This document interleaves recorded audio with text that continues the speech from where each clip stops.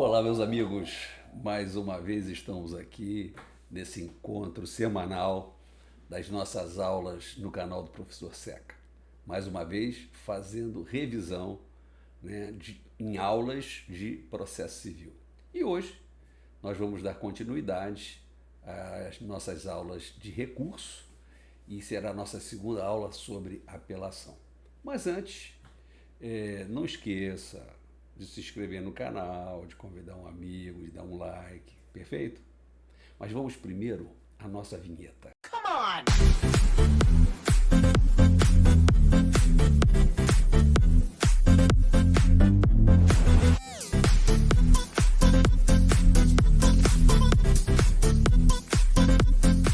Hoje nós vamos dar continuidade ainda falando sobre o recurso de apelação. E na aula de hoje, nós iniciamos falando sobre o processamento da apelação. Como que é o processamento da apelação? Nós podemos dividi-lo em duas etapas. Uma perante o órgão ACOR e outra perante, o tribunal. Ela é interposta originariamente, no juízo de origem, e, oportunamente, será determinado a remessa dela, os autos serão remetidos ao tribunal para exame do recurso.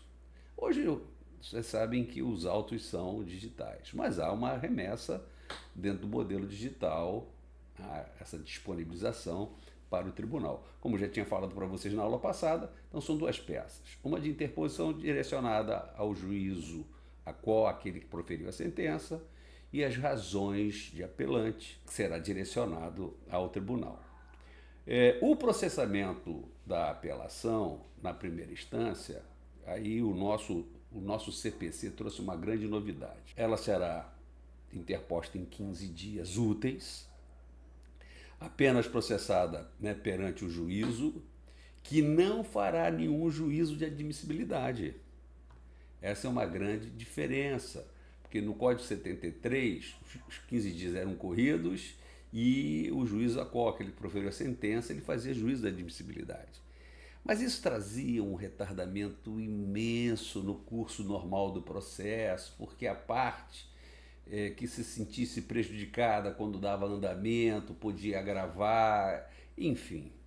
Isso realmente trouxe uma grande redução nesse caminhar, nesse trajeto do processo. Como regra, nós vimos, inclusive na aula passada, que o recurso da apelação ele tem efeito suspensivo, mas vimos também que existem exceções. Essas exceções estão previstas lá no artigo 1012, parágrafo 1º. Falamos sobre ela, inclusive, na aula passada.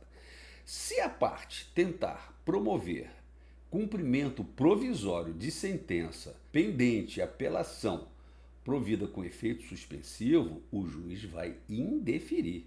Tá? Não é possível, tendo o efeito suspensivo, dar cumprimento provisório a uma sentença. Apresentada a apelação, o juiz determinará a intimação do adversário para que ele possa, obviamente, dentro do prazo também de 15 dias úteis, apresentar as suas contrarrazões. Isso nada mais é do que garantir o contraditório. Então, nas contrarrazões, o apelado pode vir a postular o reexame, por exemplo, de alguma decisão interlocutória proferida no curso do processo, ou seja, aquelas que não precluem, aquelas que não são suscetíveis de agravo de instrumento, como as previstas lá no artigo 1009, parágrafo 1º. Então, o juízo ele vai intimar o apelante para que ele possa se manifestar também num prazo de 15 dias, ficando assim assegurado, obviamente, em relação a ele, a observância do contraditório. Bom, após o cumprimento dessas formalidades, os autos, então, serão enfim, remetidos ao tribunal, quem caberá receber ou não o recurso, verificando o preenchimento dos requisitos de admissibilidade. Aí vamos então ao processamento da apelação no tribunal. Então, os autos são registrados, distribuídos de acordo com o regimento interno do tribunal e aí são encaminhados ao relator, que terá um prazo de 30 dias depois, né, de elaborar o voto, e aí ele vai devolver à secretaria com o relatório, assim como dispõe o artigo 931 do Código de Processo Civil.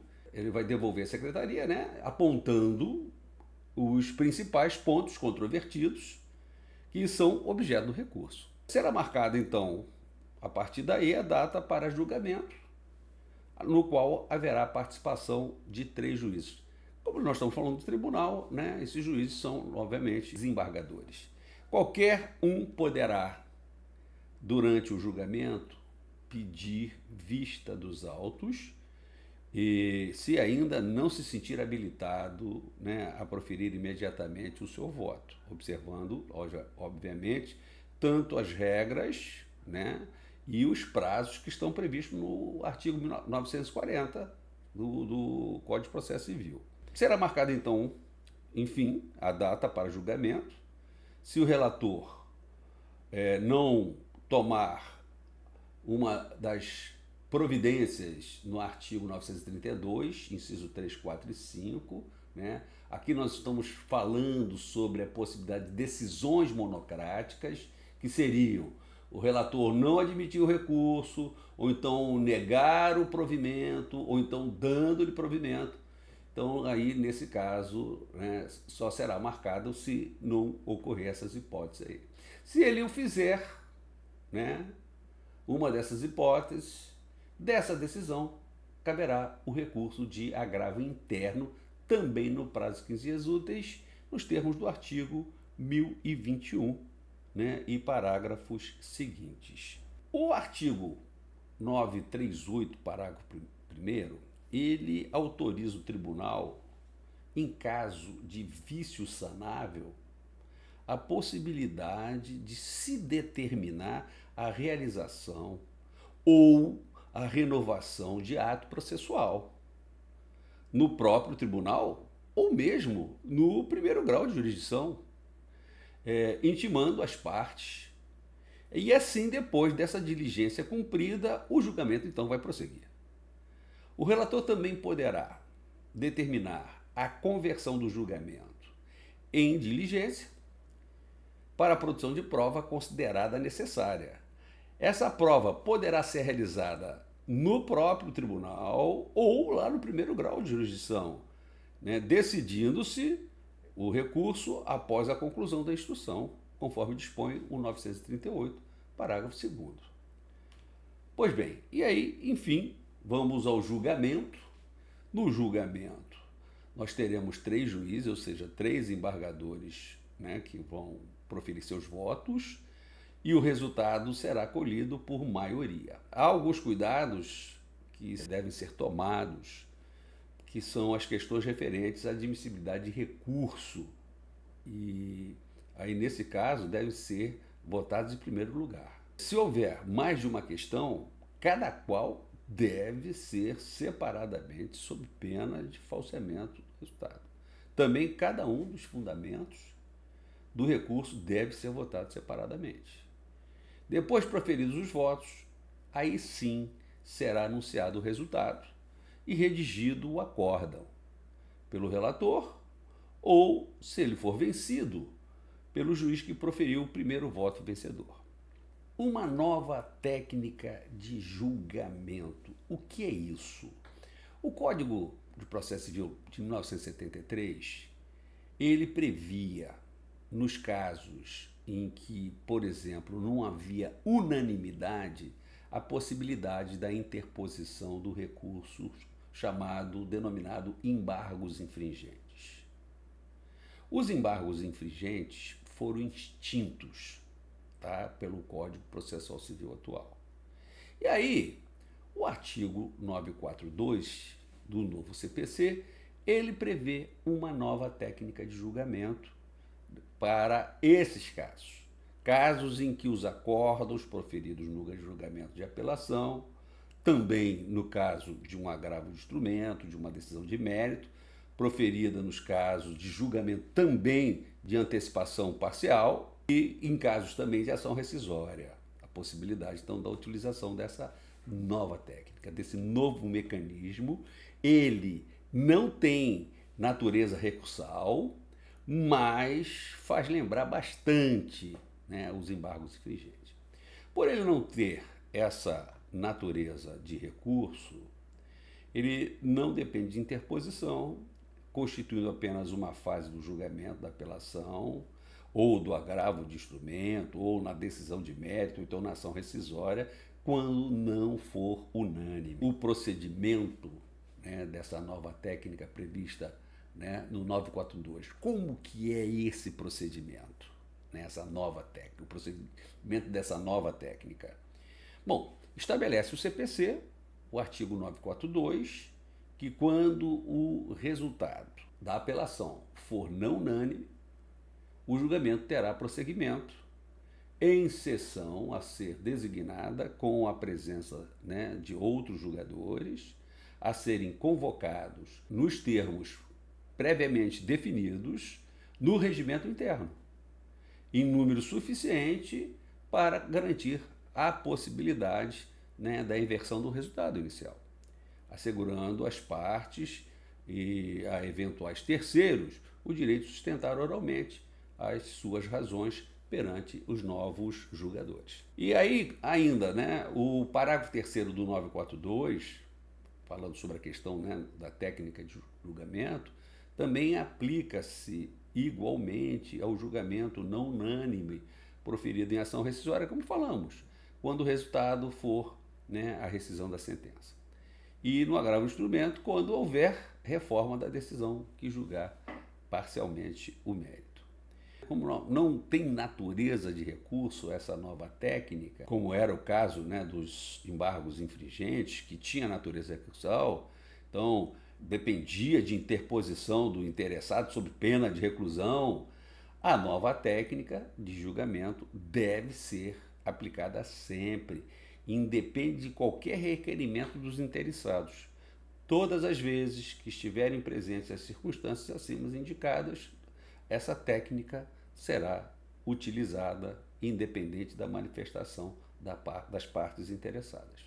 Dando ainda continuidade com relação à redação do artigo 942 e do artigo 942, parágrafo 3º, ao ler, né, esses dois dispositivos, isso pode gerar alguma dúvida. Por exemplo, o caput trata da técnica do julgamento especificamente da apelação. Ele estabelece como condição a continuidade do julgamento com outros julgadores que o resultado não seja unânime. Então, não se exige que tal julgamento reforme a sentença e nem que diga respeito ao mérito. Então, bastaria, no caso da apelação, que o acórdão não fosse unânime, independente do seu conteúdo. Já o parágrafo 3º do 942, ele diz que a mesma técnica será aplicada ao julgamento do agravo de instrumento, quando houver reforma da decisão que julgar parcialmente o mérito. Pressupõe, então, portanto, que haja reforma ou julgamento de mérito. Sendo o caso, aplicar-se-á o 942, será necessário chamar outros julgadores em número tal que possa alterar o resultado, assegurando às partes o direito de sustentação oral. Será preciso, então, que o julgamento continue em sessão a ser designada, menos que, obviamente, seja possível o prosseguimento da mesma sessão. Os juízes, né, leia-se desembargadores, que participaram da primeira votação, participarão da nova e poderão manter ou rever os seus julgamentos. O STJ, né, o Superior Tribunal de Justiça, no julgamento do recurso especial 1771-815, de 13 de novembro de 2018, tendo como relator o ministro Ricardo Vilas Boas, ele estabeleceu algumas regras, embora não de caráter vinculante, que devem ser observados no julgamento estendido. Então, ficou consignado nesse venerável acórdão que a técnica de julgamento da apelação deve ser observada de ofício, sempre que o julgamento não for unânime. E que o julgamento não se conclui até que seja estendido e sejam colhidos votos daqueles que passam a integrar o julgamento. O que já tinham votado poderão rever as suas decisões.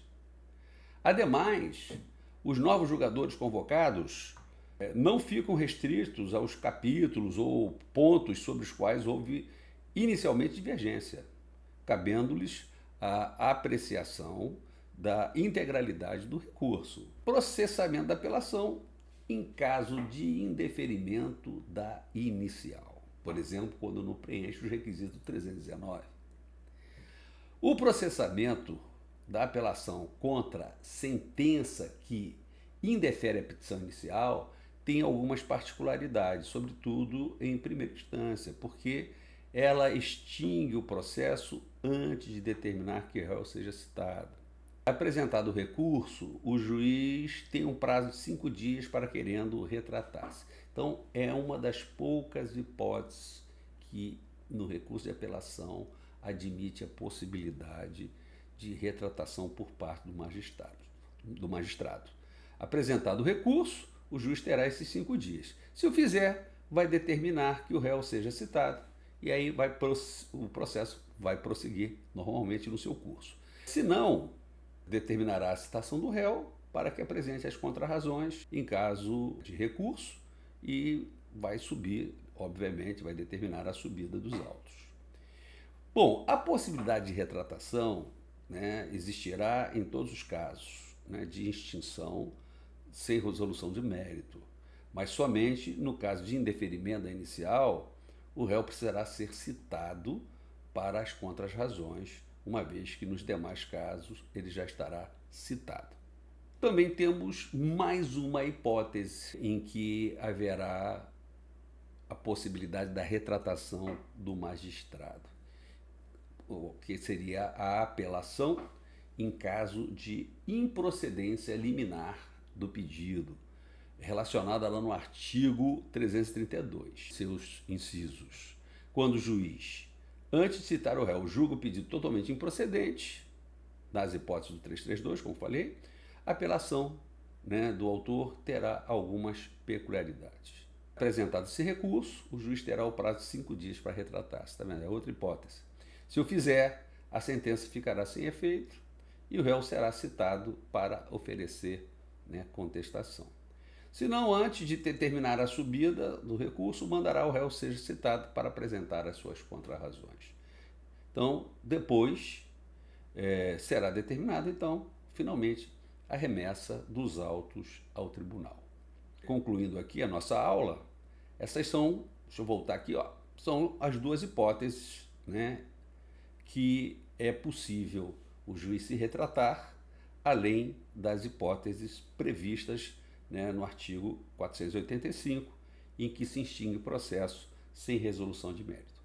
Com isso, nós encerramos, então, a nossa revisão no recurso de apelação, e aí a nossa próxima aula nós vamos falar em agravo de instrumento. Eu, mais uma vez, aqui agradeço a presença de vocês. Peço a vocês que não deixem de se inscrever no canal, de convidar os seus amigos para participar aqui do canal, das nossas aulas de revisão. E um grande abraço, um beijo no coração de todos e até a nossa aula de agravo de instrumento.